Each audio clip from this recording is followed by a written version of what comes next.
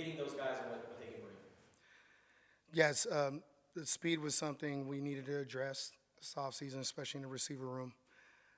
We felt like the direction we were moving in offensively was going to require guys that can really stretch the football field, something we failed to do last year. And I think a lot had to do with the personnel that we've had. So went into the portal, focused on guys that can run, guys with experience. And so, obviously being able to bring the group that we brought in, Chris Hudson and Javon Wadley, Luke Wysong, Trey Spivey, guys that, have some playing experience, but also, have speed and the ability to be able to turn it on and off when necessary. And what are your early impressions of the newcomers?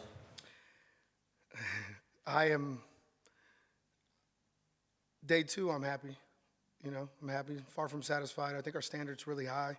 Appreciate Coach Daggy and, the direction he wants to go in and, the identity that he wants to have as an offense. The standard's really high. So, day two, it's hard to, say, we're there and, or even say we're not there. But I think we're moving in the right direction. Today felt good. We've been able to throw the ball down the field a couple times, and guys are doing a good job in responding to, the retention of the offense and it being so very new, and then being able to come out and apply what they're learning in the classroom.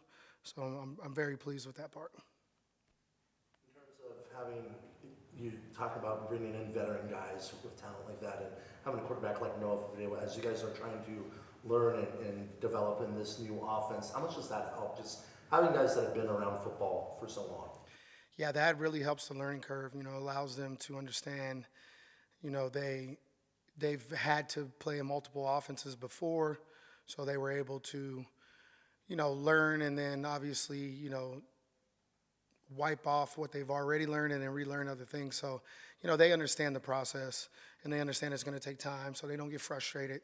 And, but they also have a very high energy, a very positive energy, which I truly appreciate as a coach, because it's it's definitely a reflection of how I go about it as well.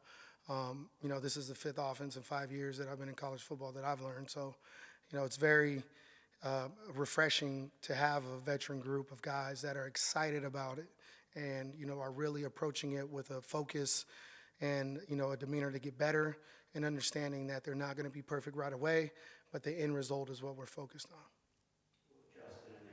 So from the time you started coaching him to now, in what ways has Chris Hunter gotten better as a receiver, and what did you make of just kind of the second half of last year? Chris has really been, he's probably one of my favorite guys, because he's very coachable, and he's really taken on the challenge of understanding where he started in the depth chart. And I believe I told you guys a story before, but Chris was committed to me at, Arizona State when he was first coming out of high school as a walk-on. Then when Arizona gave him the offer here, I was very excited about that opportunity for him to come here and play on scholarship. And then, it was full circle for me to get back here and have an opportunity to coach him. So I was already well aware of Chris's talents coming out of high school. It was just a matter of trying to get him in the mind space of understanding that he's capable and give him the confidence that he needed to be able to play at a high level. It takes time, and you got to have a plan for these kids. And he really trusted the plan that I put forward for him, and really came to work every single day, regardless of where he was in the depth chart. And I thought I thought it was a perfect timing for him to be able to come in and make the plays late in the year like he did for us. With that said, Chris also understands that he needs to continue to get better. The development continues to grow for him. He still needs to come now in a leadership role. And so I put a lot on him as far as having expectations for him and him really pushing the room and what to expect, from me and my coaching style. So I'm very pleased with Chris. I'm excited for what he's going to be able to do within this offense. I think it's going to really match up to his abilities and his skills. Really looking forward to seeing how he plays this year. After losing a guy like T-Mac, have you seen him start to maybe embrace kind of that wide receiver one role a little bit? Absolutely. Absolutely. And I think it's, he understands the collective is going to be really important. The fact that, Chris came on late in the year, he understood that if T would have had a true number 2 last year, things would have been much different when it came to game planning. And, and Chris fell into that role late, it would have been great to have him early. So he understands the need for the collective group to be good, and so he is definitely taking it upon himself to push the group, communicate clearly with the group, expectations, standards, and then also lead by example. You guys were obviously headlined by T-Mac last year and having that true number one threat in a room like that. How is it losing a player like that and having the rest of the room with a lot of new faces as well kind of take on that role? Not the role, but how challenging is that to kind of fill those shoes? Impossible to fill those shoes. I'm going to be very clear about that. And T-Mac is by far one of the best players that I ever coached and probably ever will as an individual. With that said, the collective group will be better than we were last year. And I think everybody's well aware of that. I will also say there's kids in this group that can be as productive as T-Mac was. There's guys that have the skill set, the speed, the football IQ, the will, the want to win, the highly competitive edge. And I really feel like there's a few guys, maybe 3 or 4 guys that can emerge and really being a top producer within this offense. I will also say that this offense is built to have a few different guys that can, get over 1,000 yards and be highly productive. So everybody's going to have a fair shot at it. The guys that really take it personal and really become a pro within this offense are going to be the ones that emerge. Not only did you guys add players in terms of the transfer portal, but you have Isaiah that came in with the recruiting class, and you guys were able to hold on to him and get him to sign. Just talk about his talent and kind of the recruitment and what went into that for you guys. Yeah, Isaiah is a very unique talent as well. He's absolutely elite when it comes to his ability to run vertical. His speed is, unmatched for high school kids from last year. He's clearly plays at a high speed as well. You get track kids like that a lot that run fast track times. Sometimes it doesn't translate to the football field. Watching the way Isaiah moves, it absolutely translates. I'm excited to have him. I'm very pleased with where he's at right now. Obviously, he's going to need some development. That's my job as a coach to make sure I find those weaknesses and continue to push him to be great. And so he's done a great job with accepting the coaching. The process of the recruitment is just like any other kid, I think. At this day and age, the relationship is extremely important. These kids all want to play for somebody that they can trust, somebody that's telling them the truth, and, have a real opportunity to be able to play. I expect big things from him this year. I think he's also understanding that this group is strong, and that's going to help him get a lot better very quick. So I'm looking forward to seeing how he emerges as a player in his freshman year. So I don't know if you saw this video clip of Steve Smith Sr. talking about T-Mac and how he doesn't have an elaborate route tree. If you've seen that, what are your thoughts on that? And just what are your thoughts on T-Mac on the NFL? I'm going to be careful here. I love Steve Smith. He's one of my favorite receivers watching him play.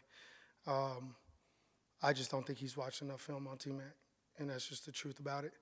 Obviously, I think if he was in my shoes and had coached the kids last year, he would be saying something very, very different. And so it's fair for him. He's in the media. That's not his job to be able to coach the kid. It's not his job to coach him up. That was my job last year. But, I would tell him to watch more film, to be able to really digest it. But T-Mac's ability is going to translate quickly to the NFL. There's no doubt about it. He's a great route runner. I think he's very coachable. And then obviously the God-given talent is unmatched. The ability to be able to play the ball off his feet and create separation. And then what he put on film last year to be able to run with the football in his hand, I think is really unique at that size. And then he was by far faster than what people thought he was. I get the unique opportunity to be able to talk to him, so much throughout the week. And so I know what his training process is. I know how fast he's been running as he's been working out. And, I'm really proud of him and how he's really been working this offseason. And then what has it been like for you to see him go through the draft process, go to the combine, and have the private workout here earlier this week? It means a lot, man. You pretty much, I inherited this child, so it's, but we got close so quick that, I understand what he really wants to do and where he really wants to go. I think he's really figuring out that he loves the game of football, a lot like I did at that age. guys that are really athletic early and they experience a lot of success, if they're not born to be football junkies, they just love to play sports, period. So, he's very competitive. He'll be competitive in anything he does. But I think this process right now and him training is really making him fall in love with football. And it's also becoming a new challenge for him. And elite athletes consistently need constant challenge. And so right now he feels the challenge. That was his, opportunity on Monday. I think that's why he ran a 40 after working out all week. He didn't peak to run the 40. He was working all last week. And so a lot of guys that go to the combine, everything is set for the 40, period. T-Mac has been running routes. We ran routes on Sunday before he ran on Monday. And so for him to come out in front of 27 teams and, put the cleats on and run what he ran, I'm extremely proud of him. And then new offensive coordinator, Seth Dahey, what has it been like working with him, and what's different about maybe some of the concepts and routes that you guys are doing this year? Man, I love Coach Dahey. I think he's right on time. He has direction. He knows what this offense needs to look like. He knows what he wants it to look like. He's not afraid to push players. He's very clear with his direction, not only for the players, but for the coaches as well. And he brings an energy that is contagious. We all want to be a part of that.